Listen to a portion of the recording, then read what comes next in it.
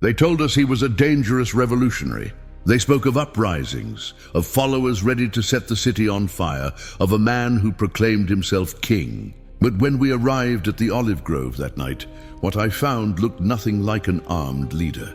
My name is Marcus Flavius, centurion of the Praetorian Guard, stationed in Jerusalem.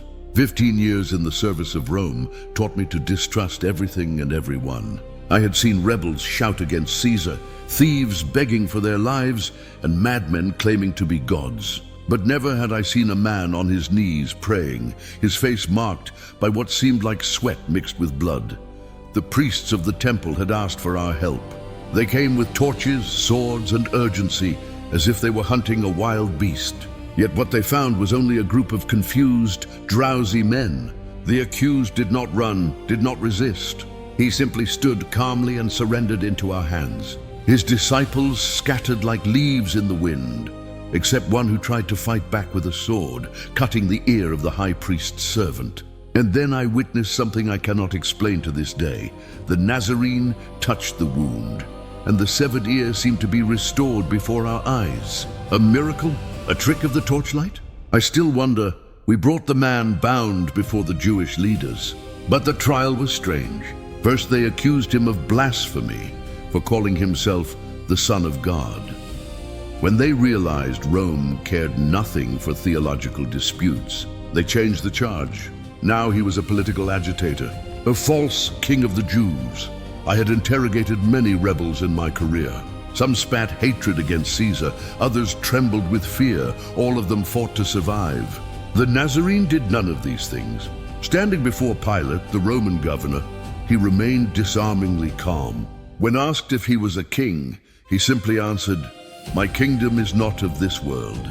If it were, my servants would fight so that I would not be handed over." Pilate frowned. I, accustomed to pleas or cries of revolt, could not understand those words. The governor pressed further, "So you are a king?"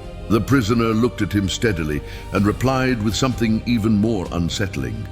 "You say that I am a king. For this I was born, and for this I came into the world, to bear witness to the truth. Everyone on the side of truth listens to my voice." It was then that Pilate, a hard man, used to the weight of decisions, whispered the phrase that still echoes in my ears.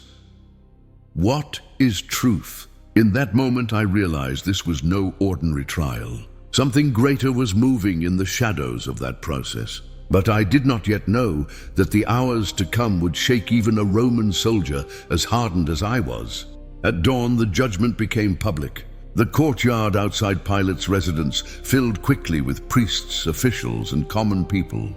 I'd seen many trials end with indifference from the crowd, but this one felt orchestrated, as though unseen hands guided every voice. Only days earlier, I'd heard reports that these same people had welcomed the Nazarene with palm branches, shouting, "Hosanna!" Now with equal fervor they screamed, "Crucify him!" The sudden shift disturbed me more than the shouts themselves.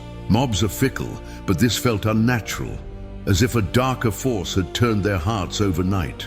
Pilate, reluctant to condemn an innocent man, attempted a custom observed during the Passover feast. Each year, one prisoner would be released. The governor brought forth two men, Jesus of Nazareth and Jesus Barabbas, a known murderer and insurrectionist. Logic dictated the crowd would choose the teacher over the killer. Yet without hesitation, they cried for Barabbas and demanded crucifixion for the Nazarene.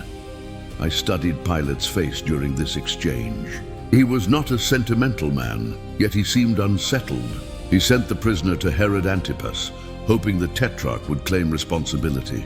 But Herod, amused and mocking, only clothed the Nazarene in a robe of false royalty and sent him back, refusing to act. Then came the scourging. By Roman standards, it was routine, whips embedded with bone and metal tearing into flesh. Most men cursed, begged, or screamed in agony. This one remained largely silent. Occasionally, he lifted his gaze to his tormentors, and what I saw there unnerved me more than his silence. It was not hatred, not fear, but pity. The soldiers, frustrated by his composure, wove a crown of thorns and pressed it into his brow. They mocked him, hailing him as King of the Jews, striking his face and spitting upon him. Yet he bore it with the same unshaken calm. Finally, Pilate brought him before the crowd once more. "Behold the man," he declared, as if the sight of the beaten Nazarene might quench their thirst for blood. Instead, the cries grew louder. "Crucify him! Crucify him!" The governor washed his hands publicly, declaring himself innocent of this man's blood. I had seen many governors make excuses, but never had I seen one so visibly troubled by his own verdict. The march to Golgotha began soon after. Roman crucifixion was designed not only to kill, but to humiliate. The condemned were forced to carry their own crossbeams through the streets, a living warning to all who might oppose Rome. The Nazarene staggered beneath the weight. The scourging had weakened him, and midway through the city he collapsed. We compelled a man from the crowd, Simon of Cyrene, to carry the beam the rest of the way. As we walked, something strange occurred. Among the jeers and mocking, there were women who wept openly. I'd never seen such devotion shown to a condemned man. And then, in the midst of his suffering, he turned to them and spoke. "Daughters of Jerusalem, do not weep for me. Weep for yourselves and for your children. For the days will come when you will say, 'Blessed are the barren, the wombs that never bore, and the breasts that never nursed.'" His words chilled me. At the time, they sounded like the delirium of a dying man. Only years later, when Jerusalem fell under the fury of Rome, did I remember them as prophecy. We reached the hill called Golgotha, the place of the skull. There, Rome prepared its instruments of death. 3 men would hang that day, 2 thieves, and the Nazarene placed in the middle as though to mock the claim that he was a king. I thought I had seen everything a crucifixion could show. I was wrong. At Golgotha, the air was heavy with dust and anticipation. Crucifixion was Rome's cruelest warning, designed to stretch suffering into hours, sometimes days. Yet from the beginning, this execution felt different.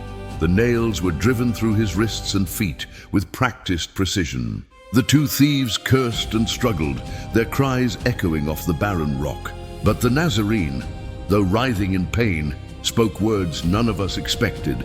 "Father, forgive them, for they do not know what they are doing." The crowd mocked him, wagging their heads, shouting, "If you are the Son of God, come down from the cross." One of the thieves joined in the insults, but the other, broken by his own guilt, pleaded, "Jesus, remember me when you come into your kingdom." To this man, the Nazarene replied, "Truly I tell you, today you will be with me in paradise." I had seen criminals curse Rome until their last breath. I had seen them howl in fear, beg for water, or spit at their executioners. Never had I heard a man offer forgiveness with his dying strength. Then came the darkness. At the 6th hour, the sun failed. The land was covered in shadow, not for minutes, but for hours. The silence among the soldiers grew heavy. Even hardened veterans shifted uneasily, whispering of omens. At the 9th hour, the condemned man cried out in Aramaic, "Eli, Eli, lema sabachthani?" My God, why have you forsaken me?" Then with his final breath he declared, "It is finished. Father, into your hands I commit my spirit." The earth shook violently. I have known earthquakes in Judea, but never one that seemed to answer the cry of a dying man. Reports spread that the temple curtain, thick and heavy, was torn in 2 from top to bottom. Some swore they saw tombs open and the dead walk among the living. I will not deny what I felt in that moment. Fear, deep and unshakable. One of my fellow centurions, a man who had seen countless executions, whispered the words that many of us dared not say aloud, "Surely this man was the Son of God." By evening, a wealthy Jew named Joseph of Arimathea asked Pilate for the body. This was unusual, for crucifixion victims were left to rot or thrown into common graves. Yet Pilate granted the request. The body was laid in a new tomb, sealed with a heavy stone. At the insistence of the priests, guards were posted. I assigned men I trusted, soldiers who had faced barbarian raids without fear. 3 days later, everything unraveled. At dawn, another earthquake shook the ground. My soldiers reported a figure like lightning descending, rolling away the stone with a force no man could match. When they awoke, the tomb was empty save for burial cloths, lying neatly as if the body had simply passed through them. I cannot explain what happened. Some of my men accepted bribes from the priests to say they had fallen asleep and that the disciples stole the body. But these were elite guards, men not given to cowardice or invention. Their faces, pale and shaken, told me they believed what they had seen. Years have passed since those days in Jerusalem. I'm retired now, living far from the province that still haunts my dreams. Yet I cannot forget. His followers, once fearful and scattered, became bold proclaimers of his resurrection. I've watched them face prisons, beasts, and flames, refusing to recant. Men may die for what they believe to be true, but rarely for what they know to be false. The movement spreads across the empire, from slaves to senators. Whatever happened in that tomb has shaken the world more than any sword of Rome. I write not as a convert, nor as a skeptic, but as a soldier who saw what he should not have seen. Pilate once asked, "What is truth?" I still do not know, but I do know this. The truth is not easily buried, and the Nazarene's shadow has never left me.